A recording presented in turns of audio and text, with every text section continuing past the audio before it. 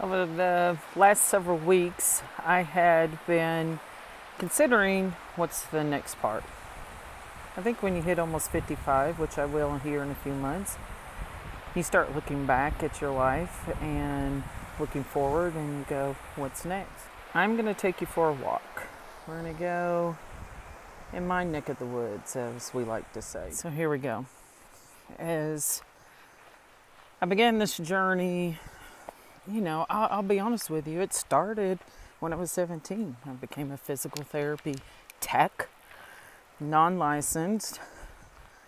Decided in 1986 when I was at Oklahoma Christian College that, hey, I liked being a tech over the summer. I don't think I want to be a reporter. So let's do this. Let's go be a PTA. And that's what I did. Over my 32-year career, I have worked with all kinds of patients on a inpatient, outpatient, majority of it in home health, over 20 years. Did school systems, you name it, I did it. Just about everything as a PTA. Fast forward, 3 children later, oldest is 10 years older than the youngest, and my youngest is getting ready to turn 22. In 2020, became an empty nester. The pandemic hit, all kinds of fun stuff. And over that time, I continued to work as a physical therapist assistant in a rural setting here in North Carolina. Let's take a look. This is our little brief intermission from my talk. One thing I've learned over time is that we got to be able to go with the flow, the change, and take in the beauty around us. So that got me to thinking. This date is May 11th, 2023. In the last year, well, let's go back 2 years. 2 years ago in July, my doctor and I had a discussion. In June of 2021, I had to go through a biopsy. And at that time, I was still perimenopausal.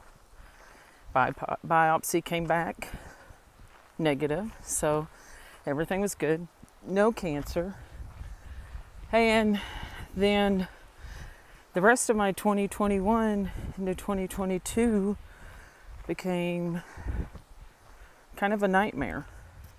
Shortly after speaking with my gynecologist, 3 weeks later, my brother was in ICU. Within 2 weeks, he was on a ventilator, and 5 weeks later, we lost him to COVID. During that time, we also lost my stepfather to COVID. And in the winter of 2021, I lost my ex-mother-in-law, who I was her primary caregiver for the last 5 to 6 years here in Western North Carolina. Fast forward to, it was end of July 2022. My husband and I were both diagnosed with COVID. And during the following 6 months, I started having more voice issues. I would see my patients, go home and not talk.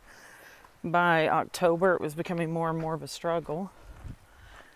And then by December, I was with an ENT trying to find out what in the world was going on with me. There you go. Some more butterflies. Isn't it beautiful? They're just gorgeous. And you got that to boot. Had a wonderful ENT. I've been going to him for years on and off, dealing with vestibular, vertigo, all kinds of fun stuff, ear, nose, throat stuff. And he let me know I had singer's voice. At that point, I was really having to write everything I wanted to say on a board. That's how I was communicating with my patients. Having a harder time my voice, etc., was not great. At that point, I had to take a medical leave. Approximately 2 weeks. Trying to make sure people aren't coming down the road. 1 week, dealt with no talking, no coughing, no much of anything. I'm trying to rest that voice. And the second week was around Christmas, and I had to work on slowly trying to talk. Totally different.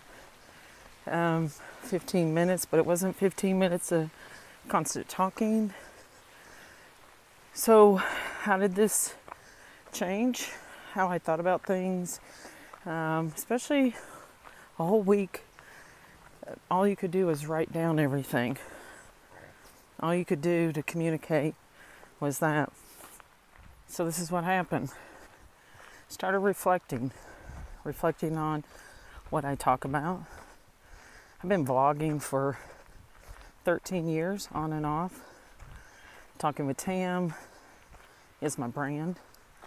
Done everything from interviewing people, all ages, all demographics, all that fun stuff. Love it, love it. Been working in outpatient the last 8 years, came off the road after 20-something years of being on the road, doing home health in Middle East Tennessee, in the last 12 years in Western North Carolina. Started realizing I don't have to talk all the time. I can be quieter with my patients.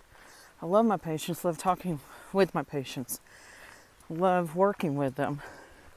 But they don't need me to talk all the time. It was okay to be quiet. So that was probably the first thing that I learned, using my words more effectively. So that was one of the first things I learned. The next thing I learned is I need to spend my time on me. And that's hard because it sounds selfish to me, right? I've done things like I see my massage therapist every 2 to 4 weeks. I go get my hair done. I work out, trying to do those kind of things. But I didn't really work on me. I was always helping others, which I love. I was trying to do more in my community, which I don't regret whatsoever. Road leading to my husband's abode right there. Tractor and all. And I'm going to let you know here in a few minutes some of my thoughts today.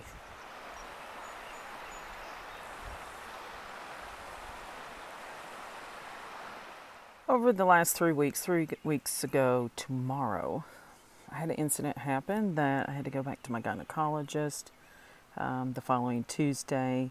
Then that Friday of that week, had to have an ultrasound done. And the ultrasound findings, everything was great except for my uterine lining, which is thicker for those of us that are now postmenopausal. I should say borderline. It's borderline. So it was decided that I will go in for an endometrial biopsy on May 24th. That has led me to quite a bit of thinking. If you know me, I sometimes overthink things. Sometimes I'm like, okay, what's next? Look at the past, look at now, look in the future, think. I've been reflecting over the last 8 years what I had been dealing with, and honestly, probably last 10 years, of what I now know, as my doctor told me 2 years ago, that I was gracefully in perimenopause. Little did she know that after she gave me everything's okay, that December, I started the postmenopause. Yeah, that happened. And all the gynecologists that I had been to up to that point, basically, I was having a midlife crisis. It could be this, it could be that, blah, blah, blah. I left one doctor because she left me in tears. I am pretty tough. My personality is tell me what it is and let's hit it head on. But I wasn't being heard. Fast forward, my primary doctor I have now listens to me. She sent me to a gynecologist that when I walked out, I told her staff, I will never see her again, ever. Don't even think about putting me with her again, because she was not listening to me, nor my mother, to be honest with you. I had to get mom on that conversation. The gynecologist was trying to allude to that my mother had taken a certain medication that made my generation, Gen X, it's no longer available, more apt to have cervical cancer, and she was ready to rip everything out. And my mother told her, I was there and you were not, and I don't care what was written on Tamara's medical information, but that did not occur. Did not. After looking at my medical information, if you look down further, you can see entered in error, right? But she didn't do a complete chart review, as we like to say. Doctor then leads me to who is my gynecologist now, and I absolutely love her. And when she told me, I had messaged her through the portal, whatever you say, Dr. Sullivan, I trust you. And that's saying a lot coming from me. And she recommended, let's do the endometrial biopsy. You can imagine over the last several days, I've been thinking, okay, if I have cancer, how do I want to spend my last days? Although if I do have this type of cancer, it's very treatable, especially if caught early. And that's one thing she let me know. I had some spotting. I got in within 72 hours there, plus or minus. And she let me know that most women wait 6 to 8 months before ever reporting this to their primary doctor, gynecologist, etc. That being said, and again, once we know everything's okay, etc., then we'll move on. But it got me to thinking about, what do I want to do? And here's the things that I have been considering and taking action on. Here we go. Buckle up. Let me say this loud and clear. Number one, I want to continue working as a physical therapist assistant. Why is it that I'm age 54 and everybody wants to know when I'm going to retire? Do I want to work 40 plus hours a week? Not as much. I'll be honest with you. I've worked in this field for 32 years. I love it. I can work 40 hours. I'm physically able to work 34 hours. But I kind of would like to start taking those vacations that my wonderful millennial and Gen Z folks are doing that I should have done when I was younger. But my generation, we tend to work, right?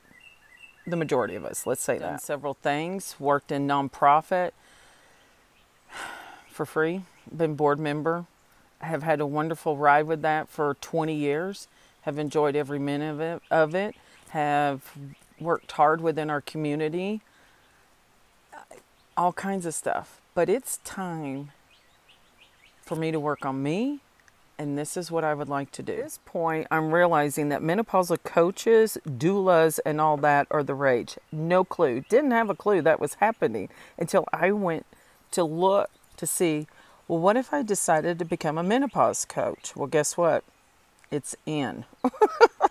It's definitely in. Everybody is becoming one, and I'm realizing that.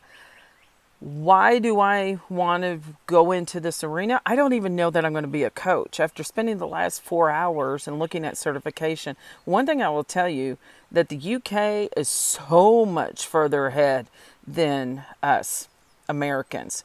They have got it going on and have had it going on for several years now, right? Check it out. Google it. This is a work in progress. It's a work in progress. I'm a work in progress, as you all know. And there are several things that I'm seriously considering and wanting to do. Number one, I'm working on myself and my health. Continue to do that. Things have changed. My body's changed over the years. And a lot of that has to do with this perimenopause, menopause, and now postmenopause, right? And I really want to, I don't know if it's going to be me coaching people. That's what I thought this morning. I've actually been looking into it for the last 2 weeks, and then just really dug into it now, what it takes to get the certification. But then I also, You know, if I'm a good person of bringing people together, as you probably, if you know me very well, I connect people. They've called me the great connector at times, and I do. I like to connect people. I know talking to people, you know, somebody will say, hey, I need a massage therapist, and not every massage therapist is right for every person, right? We all have different needs. We have different personalities. We have different vibes. I'll just say that. So we don't all work well together. That's a thing. And I'm okay with that. I have learned I don't need every patient to love me. I have certain skills. Other PTs, DPTs have certain skills. There's certain things I can do. There's certain things PTAs that I'm not, it's not my thing and it's their thing, so to speak. So my ego, I can handle it for the most part, knowing I'm not everybody's cup of tea, and that's okay. But what I am good at, and I am proud of this, is connecting people with the right people and with what's going on with you.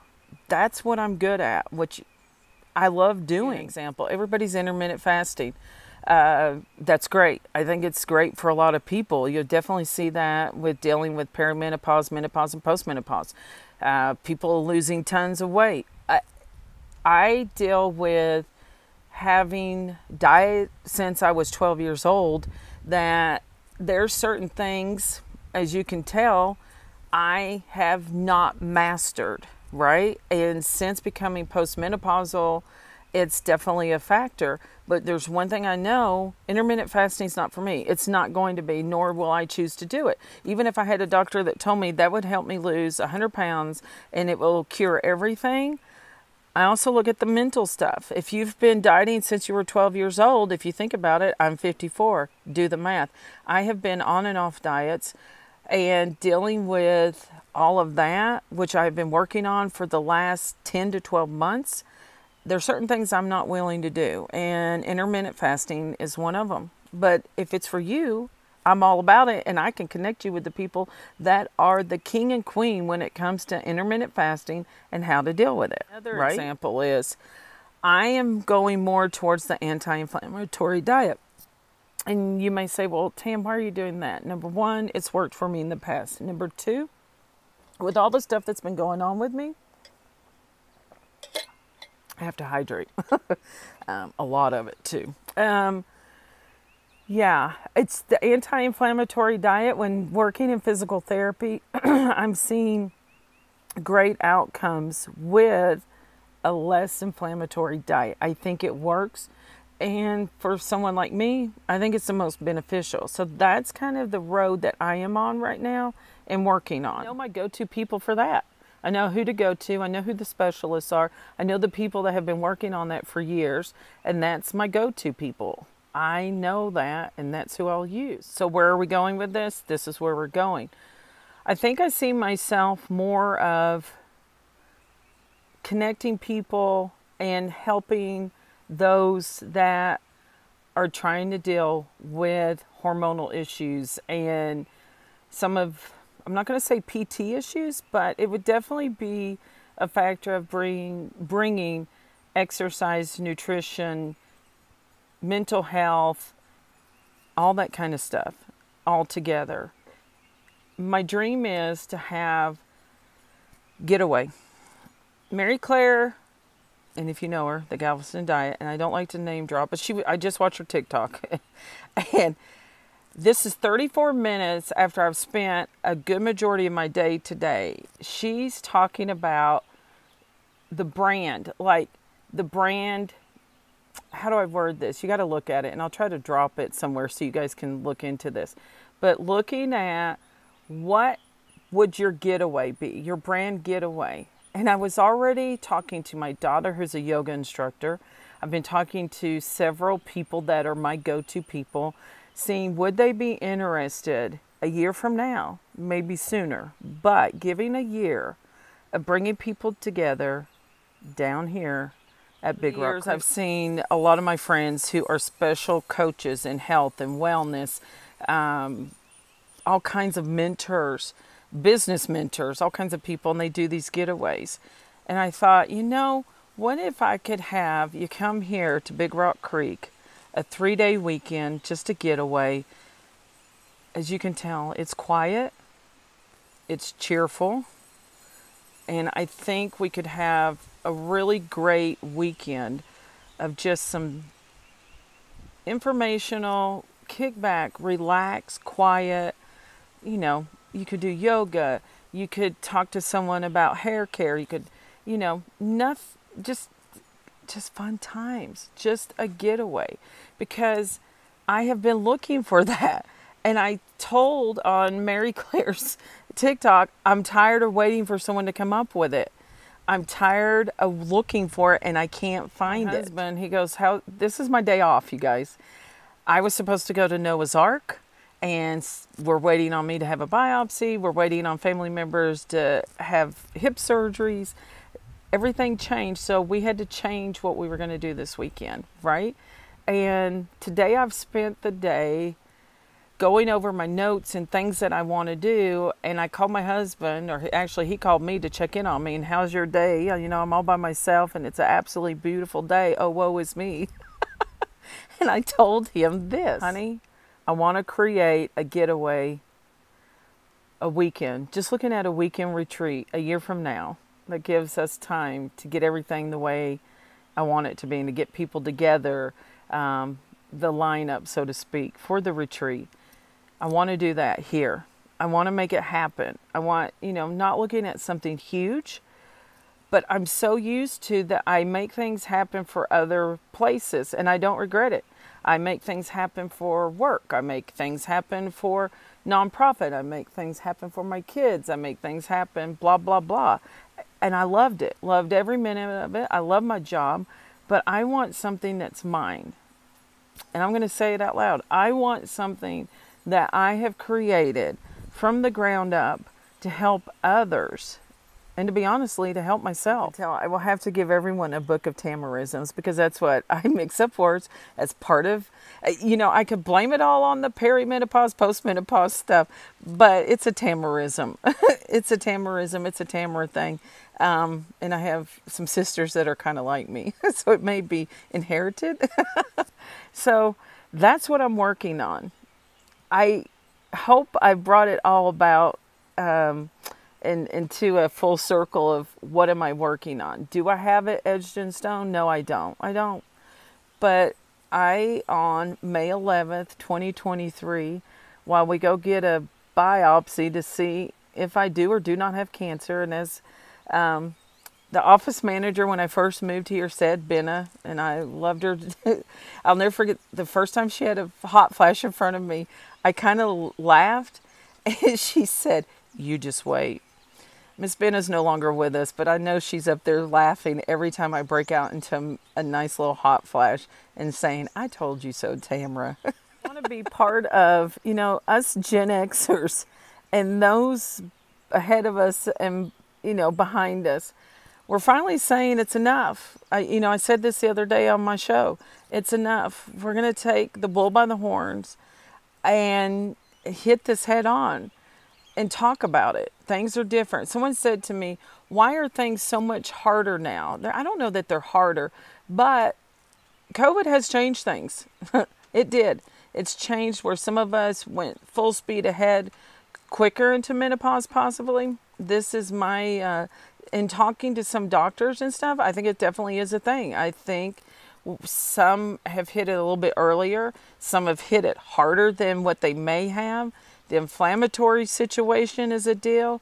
So instead of sitting here and worrying and, crying and spilt milk, I decided it's time to plan.